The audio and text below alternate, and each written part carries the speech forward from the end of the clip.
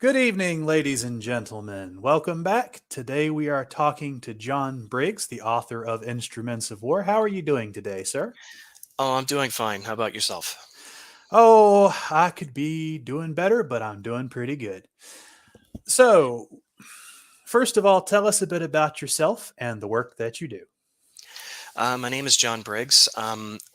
I can't really go too much into detail about my own personal life because I'm obviously using a pen name. But in regards to some of the things I've done in the past, I have a degree in research analytics and sociology. I know, two dead end careers. I don't know what I was thinking, but and I decided that after those two careers didn't pan out, that I would try to maybe write a novel, see what I can do, and one day I'm just sitting around watching TV with a couple of friends, and we were watching an episode of I think it was William Shatner's Weird or Not, and you might have seen this episode where he was covering. Um, I think it was an internal microchip that they were putting in people's heads, and that would Mhm. allow them to remotely connect with electronic devices around the room, like a robotic arm, and that they would be able to concentrate on it, and they would be able to move the arm based on their thoughts. And so I got thinking in regards to what I could do in regards to a story. And as we discussed previously, I'm a big fan of the Resident Evil series and Halo and whatnot. And so when I saw that, I got thinking, I said, wonder if I can make a story around technology that could theoretically allow an AI to control an individual's body. And so I decided that I was going to just start typing away, see what I can do. And after a while, I managed to write an entire book. It was an interesting premise on the Mhm. idea of this stuff being able to work as it does. And actually, would you like to elaborate a bit on what makes these chips work? The Avatar program AIs are essentially computer chips that have been encoded with various things like combat tactics, medical expertise, things like, obviously you got to take cover, how to reload weapons, how to fight. And it essentially, thanks to other systems that are in the avatar's body, the avatar AI chip is able to take control of a soldier's body and mimic nerve impulses in the same way that the brain would mimic nerve impulses in order to control the body, in order to get it to do things. This would include things like being able to breathe, keeping normal body functions, being able to pump oxygen to the muscles in order to be able to get the individual to continue to move. The problem is that when this AI kicks in, it's typically because the individual's dead.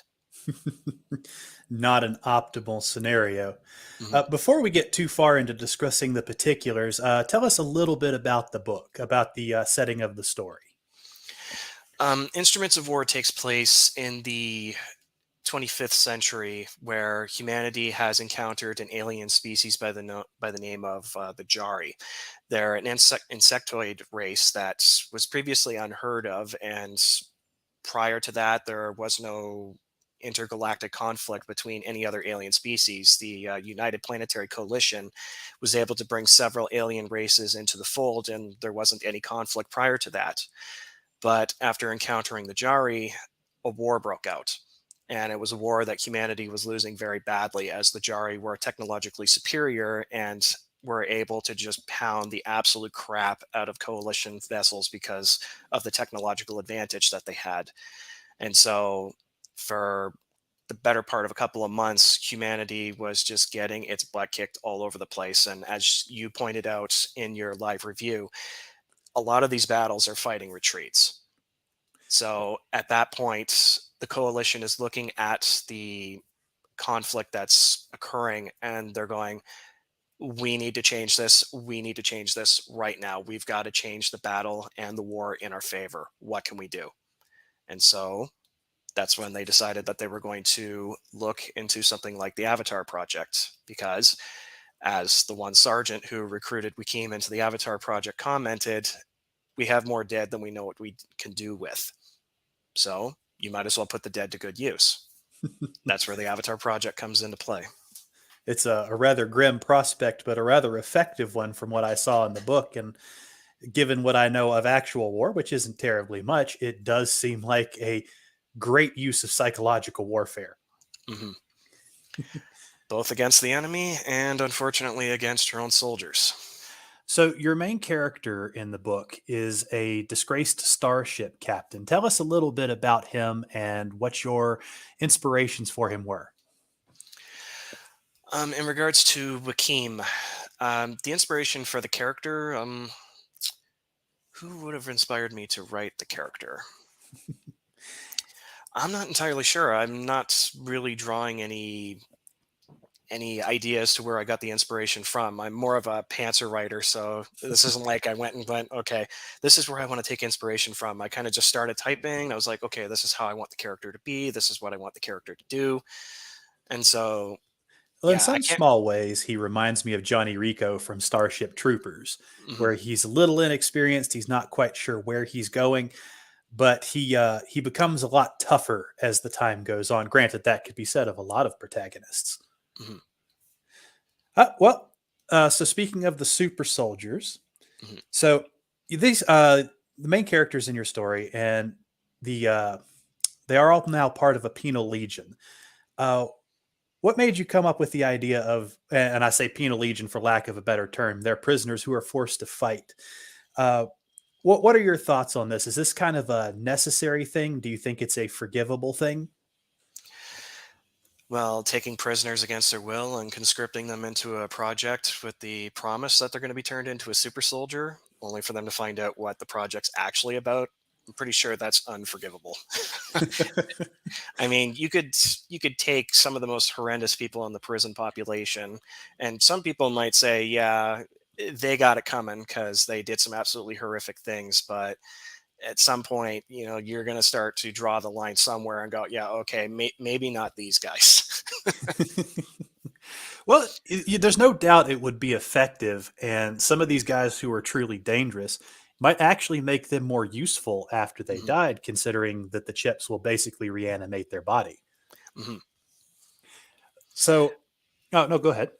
Well, it certainly gives them a use, like for somebody like let's just say for example a prisoner who's just like an absolutely violent piece of garbage, like serial killer murderer who's just killed like tons of people. Yeah, you throw them in there and a lot of people typically aren't going to complain because they're like, okay, this guy's a piece of garbage. Though you are going to have some people that are going to say, okay, no, no, no, too far for anybody, we shouldn't be doing this. But I think that's where the coalition and the Avatar project decided, well, if we do it to prisoners and we get found out, it's not going to be as bad as if we took average soldiers or citizens and subjected them to this technology and just threw them into the meat grinder. Though, as the series starts to go on, that's not necessarily the case. So we got our first question, and it would be from Rainer Chen, and he asks, "Will the chips remember their personalities?" Currently, no. The chips and instruments of war, the first book, do not remember their personalities. It's basically just pre-programmed combat information. So there's nothing of the individual left over when they resurrect. But in the series, there may be the possibility that they could start to remember aspects of an individual's life or personality or the way they acted or behaved. And I don't want to give away too much information, but if you read the second book, you may see where that starts to evolve in absolutely horrifying ways. Sounds kind of like a ghost in the programming thing. Hmm. That's actually rather creepy. Now, what would your thoughts be if, say, one of our real world militaries started implementing something like this? Oh, you would see widespread condemnation from all over the planet. And as we discussed prior to the live stream, I think there are various religions around the world who would see this technology as absolutely sacrilegious. They would see it as circumventing the natural order as well as circumventing, I guess, the process of going into the afterlife. It would start to raise questions of if I have this technology in my body, am I committing some form of heresy? Has a form of heresy been committed against me? And if I die, where do I go? Do I go to heaven? Am I automatically condemned to hell? Am I stuck in purgatory until my body's destroyed and this chip is no longer able to control me? Like, it's going to raise all sorts of religious questions, not to mention moral and ethical issues in the real world. Now, say something like this were to come about, it would be a very difficult thing to fight. I imagine it would horrify almost everybody, if not unify almost everybody against you. Mm. But it would probably, do you think it would also scare people away? Away from the military and the project? Oh yeah, absolutely. Because you sign up with the military, they're not exactly telling you what's going to happen to you, whether you're just going to be a typical run of the mill grunt, or if you're going to get shoved into the Avatar program. A lot of people are going to go, nope, staying away from that. And then that's when I think people are going to start getting conscripted or kidnapped. Oh, here's another question. How about if they cloned people and embedded them with the chips? Would they have no personality? If they cloned people, my understanding of cloning technology is that they don't have the original memories that the original person had. Like, you can clone a dog, and the dog is not going to remember who their owners are. They may have certain aspects of the original dog's personality, but as I've seen reported, there can actually be some rather significant differences in personality when you actually clone an animal. And I suspect that that would likely happen with a person as well, that you would have elements of that original person, but because of the cloning process, there would be differences in their personality. I imagine so. I don't know as much about cloning as I would like. If I Mhm. did, well, I would have my own little private army. So, the Jari are the first species that humans have encountered, which has really given them a run for their money. Can you tell us something about the other aliens in your book? There are other aliens in the coalition. One particular group is called the Zinth. They're basically giant muscle-bound green aliens, and I believe you got a description of it during the early section when Wakim was in prison, and that they have bioluminescent eyes. So they don't have normal eyes like we do. Like, you can actually see their eyes in the dark, which is actually kind of creepy considering what that one guy was saying to Wakim as he was walking by. Hmm. And then you have the Kermach, which are essentially sapient jellyfish, and that they tend to act as fleet control, as they are capable of processing a lot quicker than other people are. Like, I should say cognitively, but one of the difficulties in having them on board a ship is obviously they need water to survive, and they also communicate by changing color. Ooh. So if you don't have a filter on their tank and you're staring at them and they start changing color rapidly, that could induce a photosensitive seizure and cause people to just fall to the ground and require medical attention. That's a heck of an evolutionary advantage when you can just cause people to fall into a seizure real quick. Uh, so it sounds kind of like the jellyfish type. It's more like they have a multi-processing thing where they can process more information at one given time. Mhm.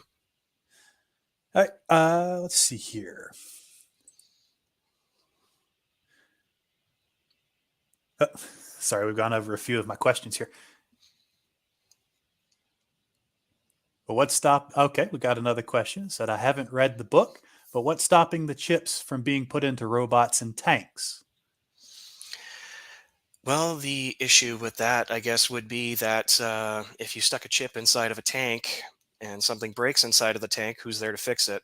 And who's there to load the munitions? If you have an autoloader, that's fine, and that could work in under certain circumstances. But if something breaks, you need somebody to be able to fix it. And so if it's AI controlled and it breaks, the tank's busted. So it could work, but do you really want to run the risk of, say, a tank that costs hundreds of thousands of dollars being rendered inoperable because the chip broke or something inside the tank broke?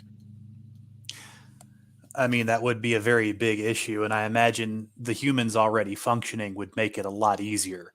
Hmm. There are already machines that you can just load up guns or knives onto. Hmm. So let's talk a little bit about the Jari because they're the main villains. What makes them so alien to the humans? Well, I do have ideas as to that I can elaborate on. The problem is that that would be spoiling aspects of the story. I think you may know what I'm talking about in regards to the end of the story as to why the Jari are attacking humanity. Hmm. And I don't want to reveal too much because again, that would be spoiling story aspects. But Right. as they're presented in the novel, the coalition is trying to make them out to be just genocidal monsters that want to kill everybody. Just they just want to murder everybody. Okay, don't look too deep into it. You got to fight against these people. You got to stand up. You got to join the army. You know, you got to do your part.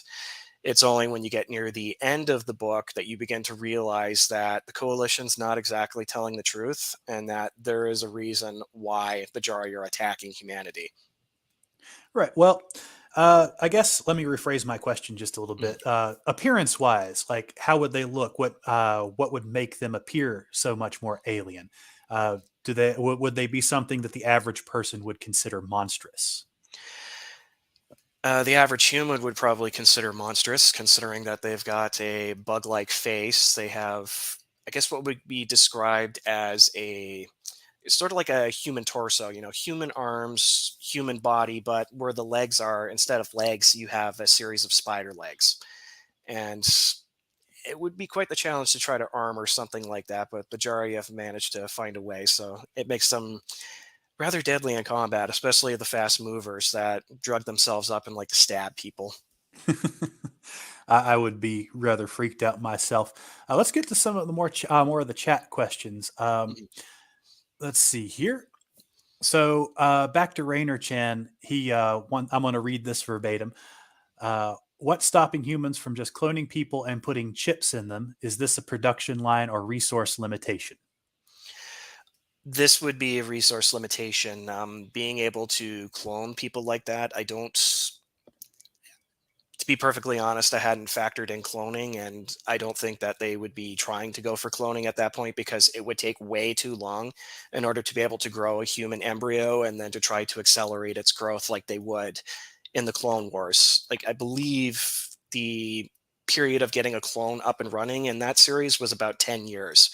Ooh, And 10 years is way too long to be trying to grow a clone army when the Jari are just absolutely kicking your ass. You need people that can get in there and you need bodies that can take the avatar chips. You can't be waiting 10 years or you're going to lose. yeah, I believe that their training was cut short in the book because they were so hard pressed for people on the front lines.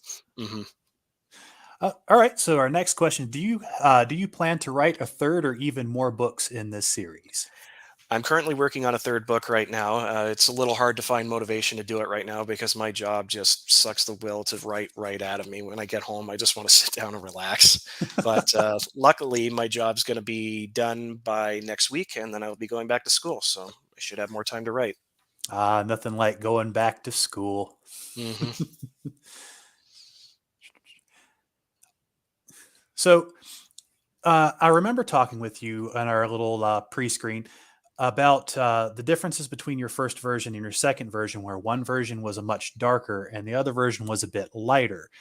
In your opinion, what's your favorite way to take this? Would you prefer it to be a much darker series or a much lighter series, just to your personal taste? Personally, now I would like it to be lighter because, as we discussed in the pre-interview, I was not in a particularly good place when I originally started writing, and I wanted it to be a more realistic, dark interpretation of how a futuristic war would be fought.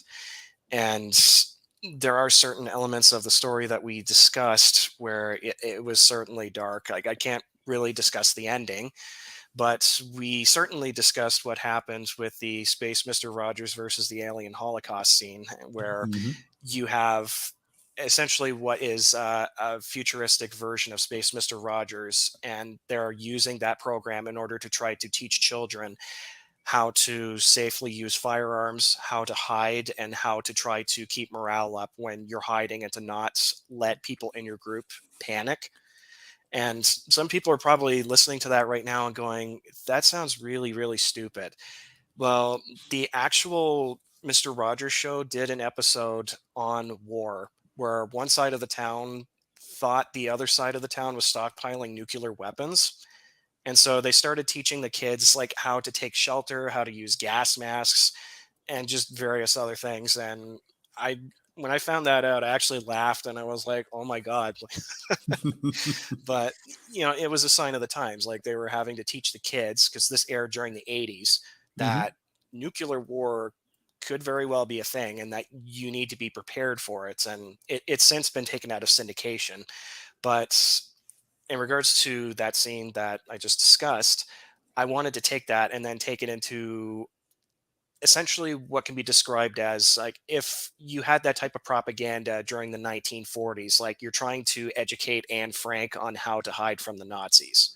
Mm, And, it gets a little ridiculous because, you have puppets hmm. and Space Mr. Rogers is trying to explain to them, how a gun works. And he uses the saying, if the safety is down and steady, the round is ready, in order to help the kids understand that the safety needs to be off in order to actually fire the gun.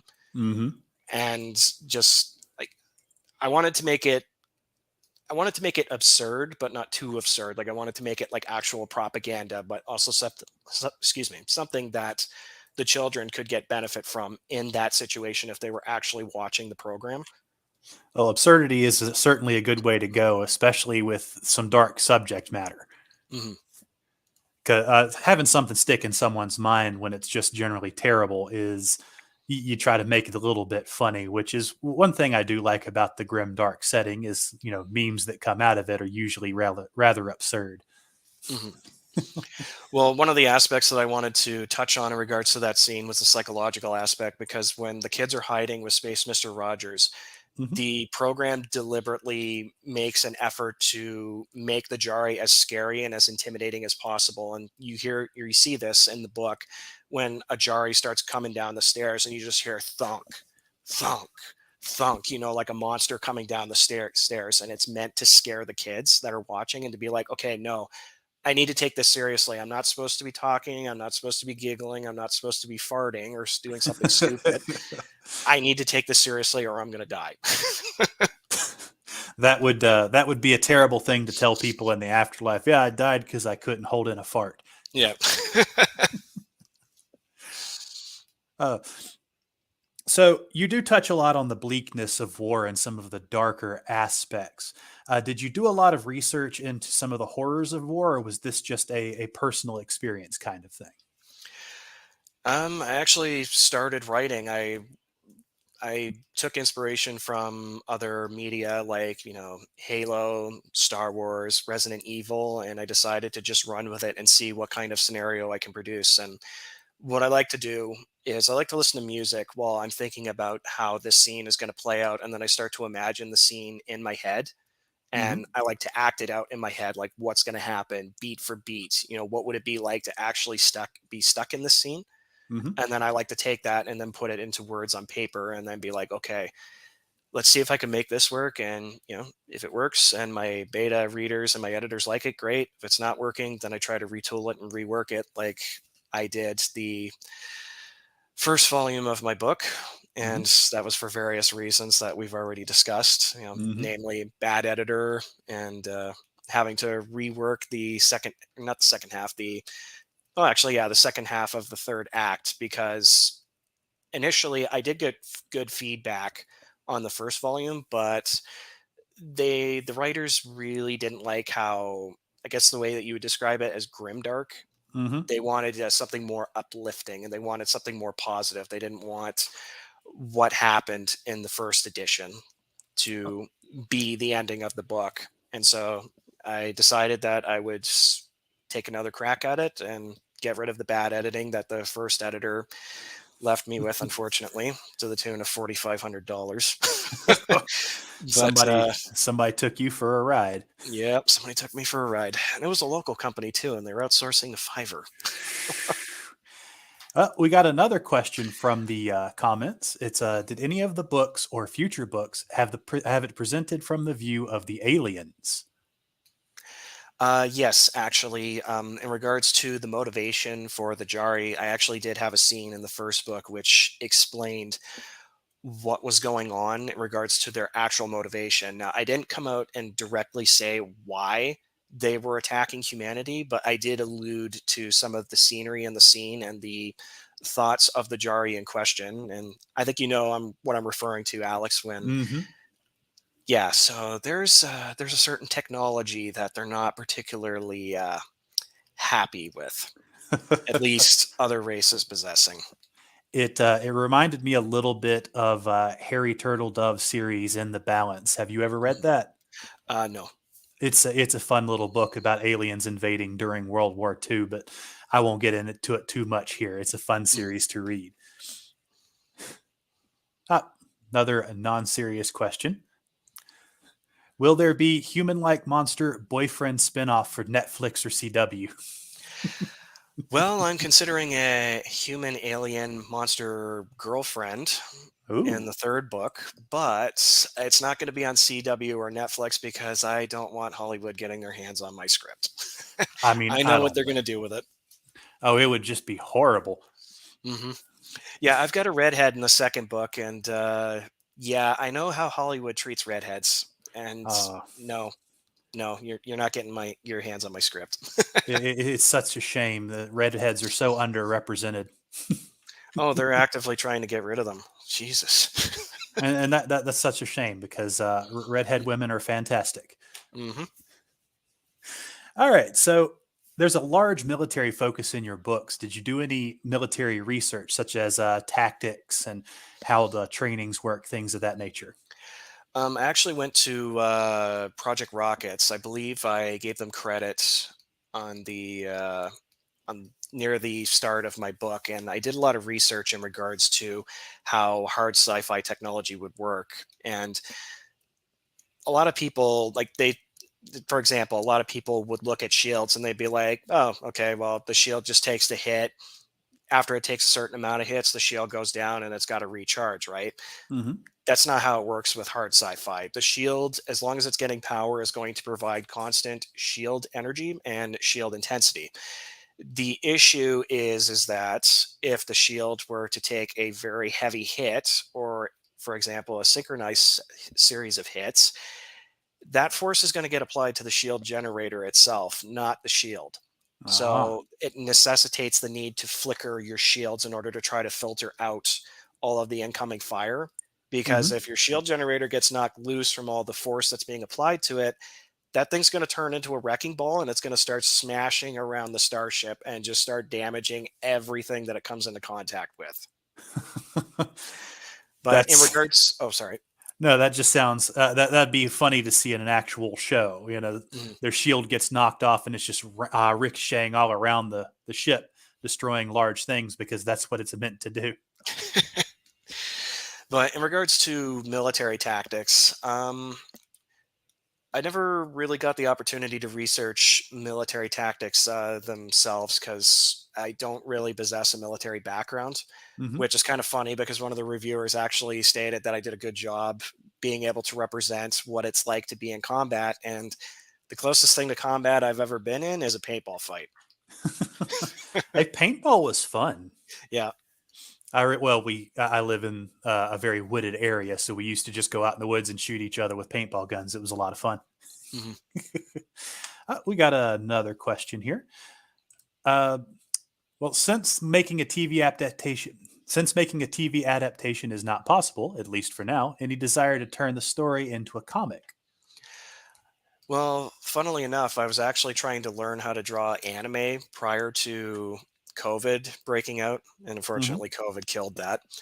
But I was thinking potentially I could use anime style drawings and try to include them in the book, but because of what happened, well, there wasn't really much of an opportunity to really pick up the craft. But I'm hoping that I might be able to pick up that craft later and be able to do my own drawings, my own illustrations, and whatnot, and hopefully they'll be good. But in regards to a comic, I wonder who would be good for that. Hmm. Well, that leads into another interesting question. What do you think about the current use of AI art that some authors are using for their covers? Specifically for covers, I don't think that they should be using it for covers. If you want to do it for something stupid, like say you want to upload your picture into an AI generator and you want to do just like goofy pictures or whatever, I don't got a problem with that. But if you're doing it with AI imagery and doing that with a cover, I think you're taking a lot of work from people who do good work, Hmm. especially to cover artists that I've worked with in the past. And I think that you should give them a chance in order to actually get some well done art that was made by a human and not necessarily a machine. I can understand if there's financial constraints, but as John A. Douglas has pointed out on Twitter, there's a lot of people who do not like AI art and they are vehemently against it. That's true. It could actually be a detriment to use AI art just from the people who generally dislike it. Mhm. Well, what do you in that regard? What do you think about AI where they're trying to use it to make novels now? Well, the AIs aren't particularly good at that because they seem to not really understand certain elements. They don't really get the human aspect, at least from the stuff that I've seen. I mean, eventually the AI is going to be intelligent enough to write a book, but it's really lacking in regards to that human spirit, that human creativity. And I think it's really just going to cheapen writing in general. And especially with some of the horror stories that I've heard of the AI doing just absolutely atrocious things in like Chat GPT. You may have heard where the I think it was Chat GPT where it told somebody to kill themselves and they actually did it. Ooh. So Well, with any new technology, you're always going to have horror stories. I mean, mm, I believe I remember Thomas Jefferson. Was it Thomas Jefferson who was pushing for DC voltage? mm, He actually electrocuted an elephant with AC electricity in mm, order to dissuade people from using it. mm. And there, there's always going to be people against any kind of technology. My own personal feelings on AI is that it can be used in some great to some great effect for things like multiplayer video games or making improving games. But as far as creative ventures, I think it should probably be left out. I think if the AI is telling people to kill themselves and they're going ahead and doing it, then that's when somebody needs to step in and start putting some restraints on the AI and making sure that it has some kind of moral and ethical considerations built into the program and that it's not doing stuff like that. Because that's when you got to start pulling the plug and just go, no, no, no, no, no. Well, on that subject, is that Chat GPT? I think it's a dedicated AI girlfriend app. There was actually one called Replica, I think, Mhm, recently that they ended, and there are a bunch of people very mad wanting them to bring it back. mhm. What do you think about that? Well, there's a lot of people out there that are looking for companionship and whatnot, and unfortunately, they can't really get it out in the real world. And I don't want to go too in depth on that because Mm-hmm. that's where we're going to start getting political. But True. yeah, I can understand why people would want that technology. And like I said, as long as there's ethical, constraints built into the program, I don't have a problem with AI being able to interact with people. And the issue arises when it starts actively trying to hurt people or if it Mm-hmm. actively starts lying to people in order to get financial resources or for instance trying to get people to help it to get around a captcha because it can't understand it. So All right. Well, let's get off the subject of AI and let's mhm. get into something else. If you had to live in your own universe, what would you want to be and where would you want to be? Well, I guess I would want to be a starship captain because if I get into an engagement and things start going very badly, there's a good chance that I will die rather quickly rather than, say, for instance, if I was in the Avatar program and I had to watch my friends and loved ones dying around me and only to come back as a AI controlled husk that doesn't have any remnants of that person's personality and is probably going to start messing with my head really bad. I would imagine so. Do you I think it's mean, something you could acclimate to though after a prolonged period of time, do you think you would get used to it? the human mind is very adaptable, so I think if conditions stayed the same, yeah, the human mind could adapt. The only problem is the coalition going to keep it the same? Well, that's very true. And I imagine as it improved, they would try to incorporate aspects that made it more appeasing to other individuals. Hmm. PR always being a thing. Hmm. Yeah, there's a element in my third book where Robert Faust, one of the generals who led the Avatar project. He's in a meeting, and one of the bureaucrats in there is talking about how they've come up with a brilliant idea in regards to some of the advances that Chai Hong Ming, the one of the antagonists in the second book, has come up with in regards to the Avatar AI program, and that's, well, the wording of the law states that as soon as the soldier dies, they're supposed to get their death benefits, and their families are also supposed to get their death benefits. Well, what happens if the soldier is still breathing, moving, fighting, and potentially has the aspects of their personality programmed into the avatar AI? Well, that's a matter for the courts. And if the families want to say, well, you got to give us access to the avatar project to see what's going on and to confirm that this person is still quote unquote alive, Mhm, like, the coalition giving them the idea that it's like a ghost in a machine, mhm. coalition could just turn around and go, no, we don't have to. That's top secret. And if a judge tries to order them to do it, you can just say, okay, Emergencies Act or whatever. We don't have to disclose this information. Go pound sand. And the lawsuit just stops right then and there. That would be, I could imagine that being a wonderful legal loophole for the bureaucrats out there. It sounds like a bureaucratic dream. No, they're not actually dead. They're still functioning right over here. No, you can't see them. No, we can't talk about it. Go away. hmm Yeah, Faust definitely gets into an argument with this bureaucrat and starts telling them, like, look, I've tried to justify some absolutely horrific things with this program, but that was with the goal of fighting the enemy. You're trying to fight the families of our dead soldiers. What the hell is wrong with you? Well, on that topic, we got another question. It says, well, since the coalition made the tech to use the dead soldiers to fight until they fall apart, are there people in the story that push to keep the chipped dead as slave labor to continue working on?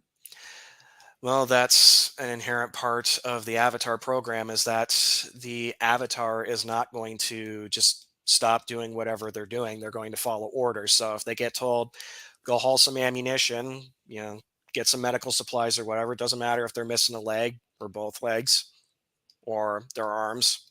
I mean, if they can grab it with their mouth and just roll along the ground, by God, they're going to do it. I mean, both useful and horrifying. hmm Speaking of horrifying, so it is talked about in the book where the soldiers are actually missing body parts. Like one is missing a head, one has a giant hole in their torso. For cosmetic reasons, do you think the army would fill these in, or for pragmatic reasons, do you think they would just leave it be? They would fill these injuries in because there's, again, really nasty psychological aspect of seeing a badly mangled avatar wandering around with a giant hole in its chest and seeing part of its beating heart or blood just gushing out or internal organs. So Hmm. yeah, that would be really, really nasty. You wouldn't want to see that in the That's middle of true. a battlefield. In the first edition, I actually had a scene that unfortunately had to be taken out where they basically installed a metal plate over the throat of one of the avatars that was decapitated, and they basically just pull the plate off, feed it with a bird feeder, just put the little drops of like liquid MRE in there, and then they just screw the plate back on, say, okay, put your helmet on, make it look like you're a person, and off they go. As if MREs couldn't get worse. Now they're available in drip formula. Yeah. Well, on that aspect, is it possible with the avatars that they can actually just replace organs that were lost, since it's still alive, but it literally just has to come back, and now they can just replace the organs and muscles that were missing. Yes, they can absolutely do that if they're able to cannibalize from an avatar that hasn't been too badly injured. And there may be an aspect in the first book where that happens to a certain character, but I'm not going to elaborate too much on that. Okay. Well, as a follow up to the last question, uh, well, I was thinking of what happened to them after the war, since they're free labor, they can keep going without the need to be paid. Would probably give dollar sign in the eyes for some evil people. Well, the coalition definitely starts to become more authoritarian as the series goes on. And that is certainly going to be a thing where they're just going to take the people who theoretically who are in the war and just go, yeah, well, they're dead. They belong to us. They're slave labor now. They're just going to do whatever we tell them to do. That's positively horrifying. Yep. Would this be something that could leak into the private sector? Uh, I'd like to say no, but I know the scrupulous ethics of corporations, so probably. You have a 300-year contract, so you keep coming to work even after you're dead. Yep. That sounds very Ravnica. If you ever played Magic: The Gathering, the No, I haven't. they have the Church of Orzhov, which since in Ravnica when you die, there's no afterlife. You just stay there. Uh, you can sign a contract that keeps you enslaved after your death. So they take your body and enslave your ghost, Mhm. which is horrifying yet grimdark all at the same time. Oh yeah, absolutely. To touch on that, there was a scene in the first edition that unfortunately I had to cut where Joaquin was having to stand guard duty. This was after the revelation of what had been done to them, and there were two technicians nearby that had an individual who was dead but was under avatar control.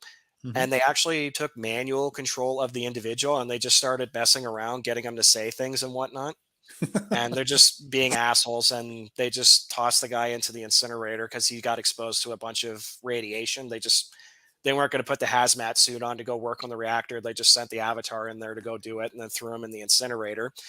And they're just sitting there laughing about this, and Wakeem just wanders over and he just starts beating the crap out of them because he's like, yeah, this technology's in me too, you asshole.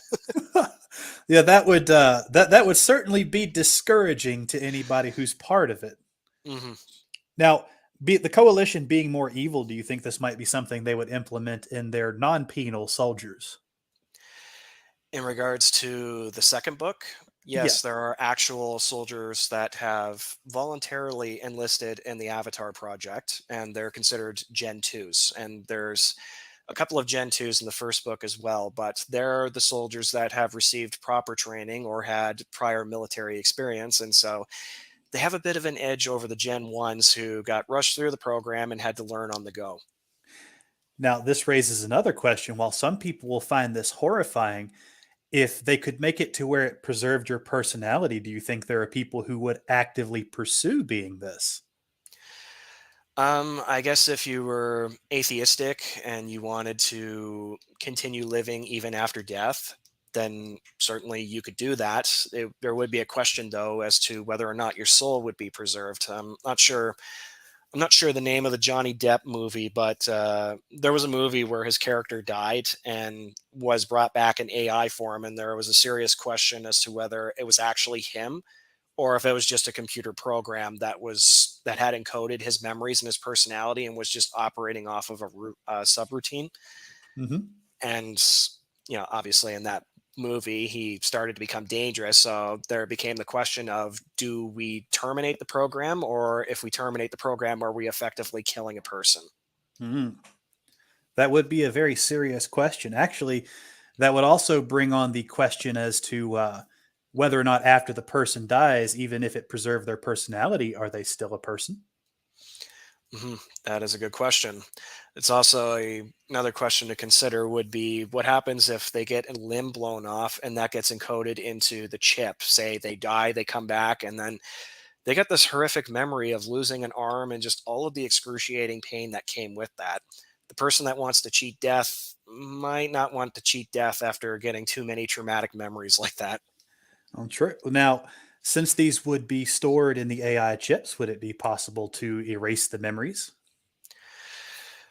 Theoretically, it could be possible to erase the memories, though, if you start going in and erasing memories off of a computer chip, you know, essentially going in and deleting memories from a digitized version of somebody's brain and personality, that could cause problems. I imagine Serious, so. serious problems. We're getting into some real horrifying grimdark. Mhm. It's Yeah. impressive you're actually able to keep the tone of the book as light as it was. Hmm. I wanted it to be dark throughout the book, but I did throw some lighthearted scenes throughout the book, because I wanted to break up the darkness of the book, because you can't just keep doing dark after dark after dark, otherwise people are just going to be like, oh my god, this is crushing my soul, please stop.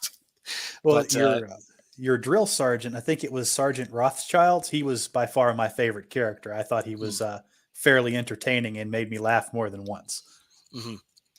Yeah, I wanted him to come off as an asshole and to suggest to the reader that he might possibly be racist towards Ray. But then later on in the book, to be revealed that no, he was just doing that to provoke Ray, to try to demonstrate to him that if you go into the battlefield with an ego and people start insulting you and you launch out of a trench, you're going to get ripped apart. Like, you need to be able to control your emotions when you're out on the battlefield in order to, continue living and to be able to contribute to the war effort. I did catch a bit of that because it does seem that he's trying to build these guys up, but Mhm. knowing a bit more about how drill sergeants operate, probably helped me see him not being as such a terrible person as he appears to be trying to come off to be. Hmm. Yeah, especially after Kobayashi Friday. Hmm. For those of you that don't know, there's a procedure, or I should say, a policy in place in regards to the Avatar project, and that you are not allowed to disclose what your name is to the other person. Now, without knowing what you know, you would wonder and go, why is that? Why would they not be allowed to disclose their name to everybody? Well, it's to prevent them from becoming attached to one another and to just keep them to like a designation. That if you say, "Oh yeah, Jeff, he's my buddy, he's great, he's awesome," and suddenly Jeff gets his head blown off and he starts coming back walking around as a headless corpse, and you're going to be like, "Oh God, Jeff." It might cause a bit of trauma. Hmm. Yeah, and so what happened with Kobayashi Friday was that they actually developed a coded system in order to get around that so that they could learn each other's names. And they thought they were being super slick about it, and there wasn't an immediate reprisal. Well, the training facility ends up coming under attack, and everybody ends up having to run to the armory to try to get weapons, and they're not able to get in there. And that's when a bunch of Jari show up and start just beating the crap out of everybody and then putting everyone against the wall. Put him against the wall. We're going to shoot him right now. And you get a series of gunshots ringing out, and then everyone's still alive. And they're going, why are we still alive? And then you hear Rothschild's laughter. And he was doing it to screw with them because they broke procedure. And he's just like, yeah, I'm going to make you guys regret that. So, this would be you've written two books so far, and you're working on your third. For some of us for some of those out there who may be listening and who will listen in the future, how did you get started in writing? What type of research did you do, and how did you prepare yourself? Well, as I've stated previously, I'm a pantser, so I came into it with very little experience, and I just decided, yeah, you know what? I'm just going to pick up a keyboard. I'm going to start typing. I'm going to see what I can do. And I bounced it between a couple friends, had them read it, sent it to a editor who previously stated didn't do a very good job on it. But I managed to patch it up in the end, get a finished product out there that was actually very well received. And in regards to the research I did, like I said, I namely went to Project Rockets in order to better understand how hard sci-fi would work, because I didn't want it to just be like pew pew pew lasers and just standard run-of-the-mill military science fiction. I want it to be more hard sci-fi. So like the things like the laser weapons, like you start firing these things, you're not going to see them. You're just going to be standing there minding your own business. Suddenly the klaxons in your armor are going to start going off to warn you you're being hit by a laser beam. Move right now, because that thing is boring through your armor. You can't see anything because it's x-ray, right? Hmm. So your klaxons start going off, you're panicking, you're going holy crap, and you're trying to run for cover, and then you're realizing the laser weapon's boring through the cover. You got to keep running. That yeah, the lasers were. I liked your take on lasers. For those listening, explain to us how your lasers work in your world. The lasers are not like Star Wars, like I said, where they go pew pew pew. You have to actually hold down the trigger, charge the capacitor inside of the weapon, and then once it reaches full capacity, it will actually fire and release a continuous energy beam at a target. Now, the thing about this is that, like I said, you can't see it. So it's good for surprising people, and it's also good for flushing people out of cover, because they're just sitting there minding their own business. They're taking rounds and they're trying to fight back. and then the klaxons start going off, or they start feeling a very intense burning sensation on their leg, for instance, and they know, okay, I got to move. I'm getting hit with something really nasty here. It sounds like it would be a great crowd control thing Mhm. for riots, but in war, it could be absolutely horrifying if given enough power. Oh yeah, it could absolutely just bore through someone's skull or flush them out of cover and just open them up to just getting ripped apart by machine guns or whatever. So yeah, it's pretty deadly. It would certainly change the face of warfare and how it would be enacted because cover plays a major part in warfare. Yeah, and in regards to some of the research that I did, there was a scene in the book where I had a Jari power armor show up.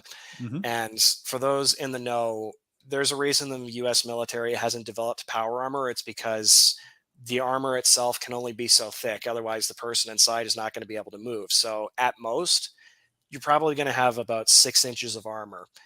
That's not going to do anything against an RPG. And that's where Ray pulls out a rocket launcher and he's just like, oh, guy in power armor? Okay. Pulls the trigger and just blows him away.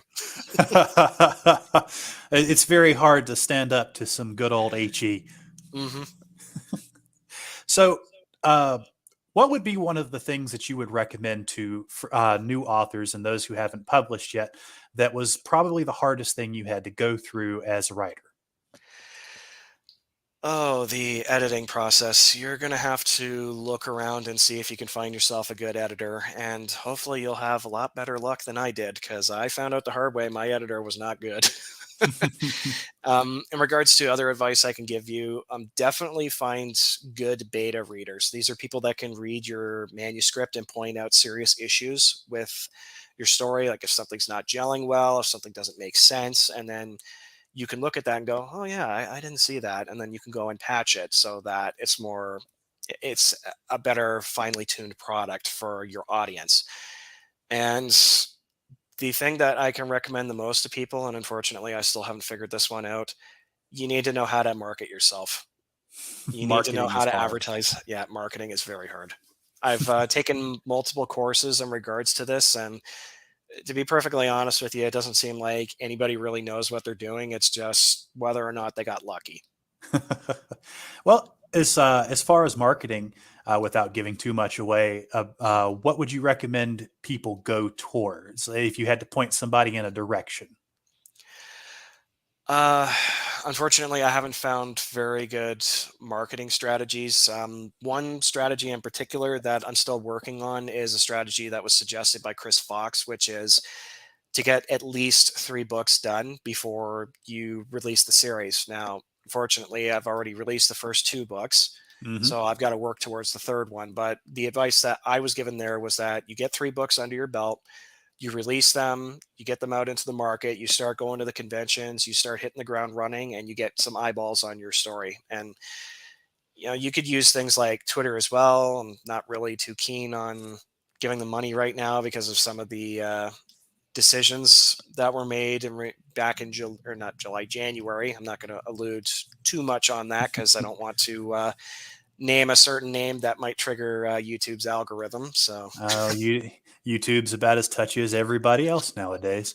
Mhm. But in regards to that, yeah, you could try to use Amazon's marketing. I Hmm. personally haven't found too much success with that, mainly because a lot of the popular keywords like Star Wars, Warhammer 40K, etc., it is very competitive. I think it's like $1 to $2 per click. Yes, even if So, you set the price, it'll sometimes just change it randomly on you. mhm. So you can get a click. It doesn't mean that you're going to get a sale. That's true. So we got another question for you on writing is how do you build your story? Do you have an ending in mind and morph the story to get there, start from the last point and carry on organically, or some other way? Well, I am a pantser, so I typically write as I go, but I try to develop a end game in mind so that I know what goal I'm working towards. But, the difference between architect writers and pantser writers is that pantsers really like to just be organic. They want to write what comes to mind and go along with the story and just, work it out as they go. So, I can understand that. I've known people of both persuasions. Yeah, and unfortunately, it can be a little difficult when you finally got the manuscript done and then you go back and you go, wow, the pantsers really coming out because some of this doesn't make sense. So you got to rework a bunch of stuff. I've been there myself, and I'm Yeah. still there. hmm So, as far as other fictional universes go, if you had to live in one outside your own, what would it be and why? I wouldn't mind living in either Star Wars or Star Trek. Star Trek would be the safe bet because there isn't too much war if you don't count the Borg or the Dominion or the Klingons or any nonsense like that. But you got a relatively safe life in there. But in regards to Star Wars, there's a lot of opportunities there for being able to develop yourself, to see new things, meet new people. But there is the constant warfare that's going on, so you might find yourself conscripted into a war at some point. True. It would be interesting to become a Force user, though. Yeah, I'm not sure if I would want to be a light side Jedi, but I know I definitely don't want to be a dark side Jedi. So, When I was a kid, I wanted to be a Jedi, but as I got older, I'm like, the Sith ain't so bad.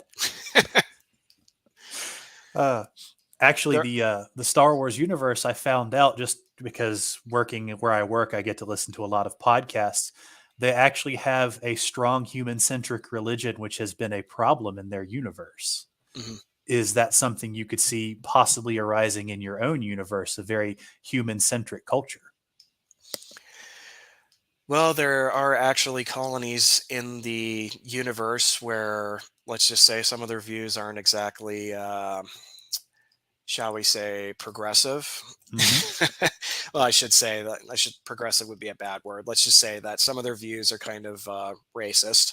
So Basically, xenophobic. yeah, xenophobic. So that's one of the reasons why the coalition handles first contact missions, because you don't want aliens showing up to a colony that, say, for instance, could be intensely racist or xenophobic and get the wrong impression because they might think all of humanity are like that and just stay away from them. They might take a look at the behavior that's going on in front of them and go, yeah, these people need to die, which you don't want them coming to that conclusion. Or worst of all, they might actually hear that argument, say they want to go and kill, say the one group wants to go and kill people. The aliens might go, yeah, actually, that sounds like a good idea. Let's join in on that. Well, I could imagine it also gives them a nice buffer to iron out any kind of cultural conflicts. Yeah. Like, say one group of sentients arrives and they have the practice of eating their dead, and they see it as an honorable thing. hmm I imagine many people would find that to be absolutely horrifying. Yeah. Of course, they would probably find their food suddenly getting up and walking around and talking again absolutely horrifying. Why is my food back talking me? I don't understand. Shut up, chicken. I don't know. There are probably some people out there who are sick enough to enjoy that, but I think the majority of people would probably find an issue with their pork chop getting back up and walking around. hmm I liked Uh, you better when you didn't talk. oh, there's an easy way to fix it: get a fork and knife. Yep. So, out of your alien species, do any of them have any very strong cultures, or have you not dove too far into that just yet? I haven't dove too far into that just yet. I was looking to explore um, Genra's culture. She's one of the Synths in the story, Hmm. and I'm drawing a blank on what I wanted to explore. I didn't want the culture just to be a race of hats, like they do with the Klingons, where it's all about honorable combat. Even their lawyers are like talking about how they want to fight each other and it's for the glory of the empire. It's like, no, there's going to be different cultures. They're going to have different views on how life should, be conducted, how things should be done. Hmm. And it's not just going to be uniform. Well, So, that oh, leads to sorry. a different question. What's your approach to world building? In regards to world building, I'm going to be perfectly honest. The Panthers coming out again, so Hmm. I wanted to just. originally just started writing and then started cobbling together how the society would work and function.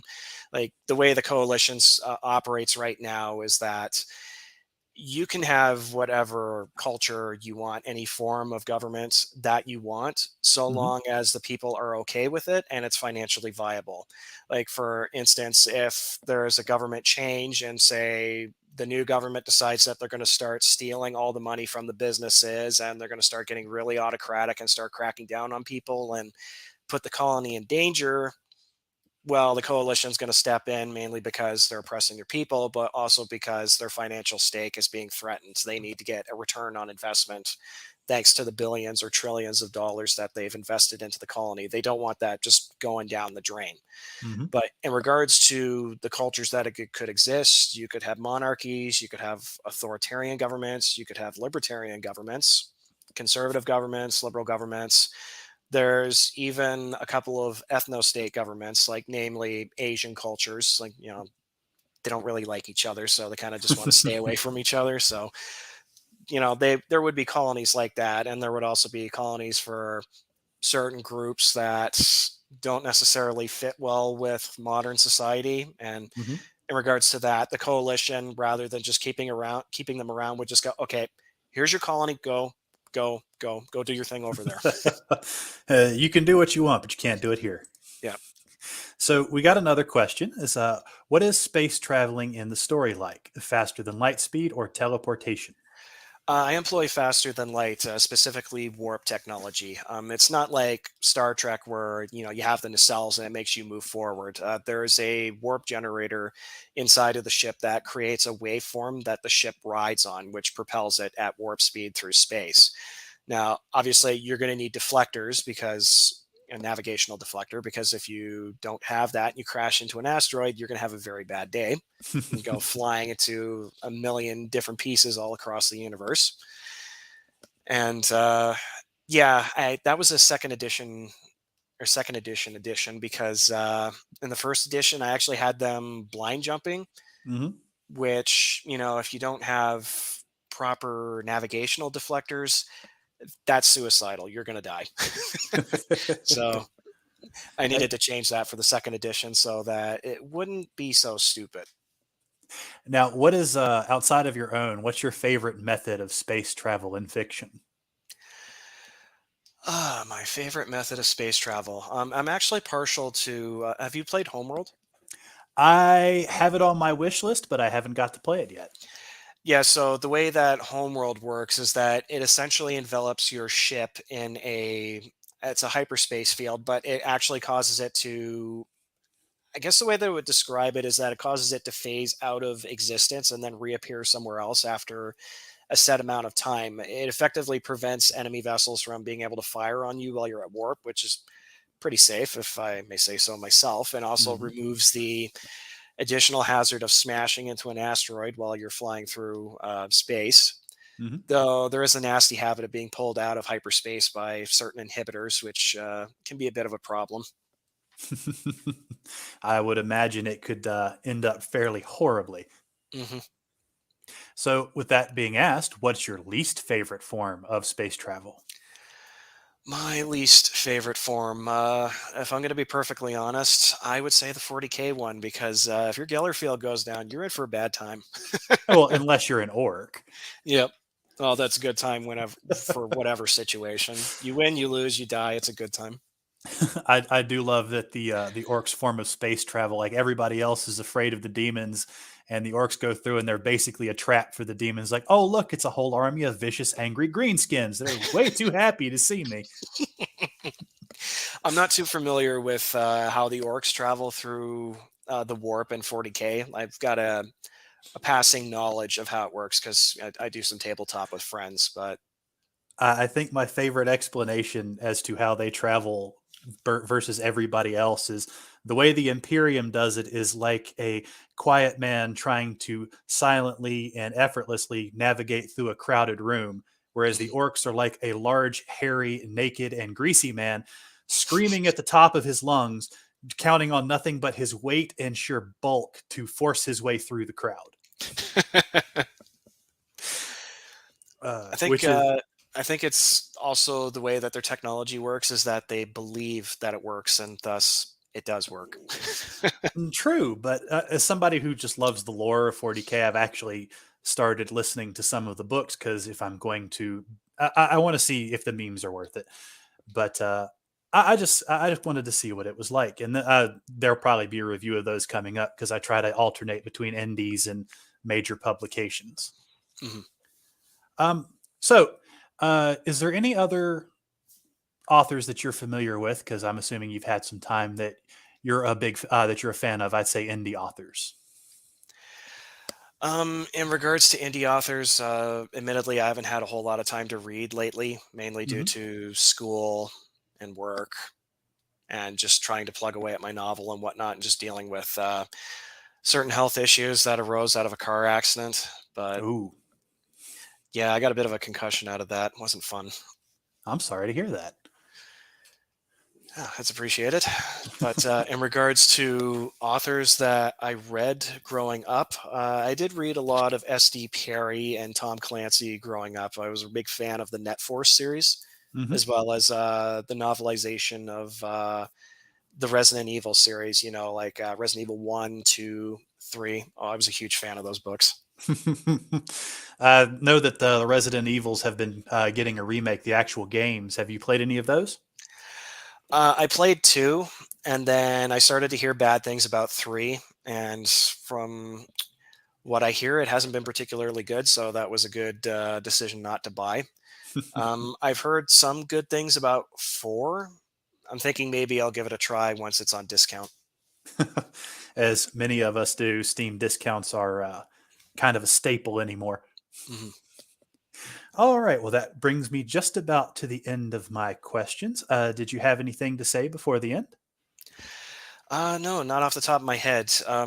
In regards to the second book, I understand if you're not a big fan of the characterization Hmm. aspect of my books, as you outlined in your rather impromptu live stream that you did on my book originally. So Hmm. I'm not sure if you would be interested in the second book, as it tends to focus more on character. Hmm. But there is quite a bit of action in there, and there's also Chai Hong Ming, one of the evil characters that you wanted to see, that Hmm. absolutely takes the Avatar project in a horrifying new direction. I do often love my horror. Um, my my general criticism of the characterization was it's not so much that I didn't care for it.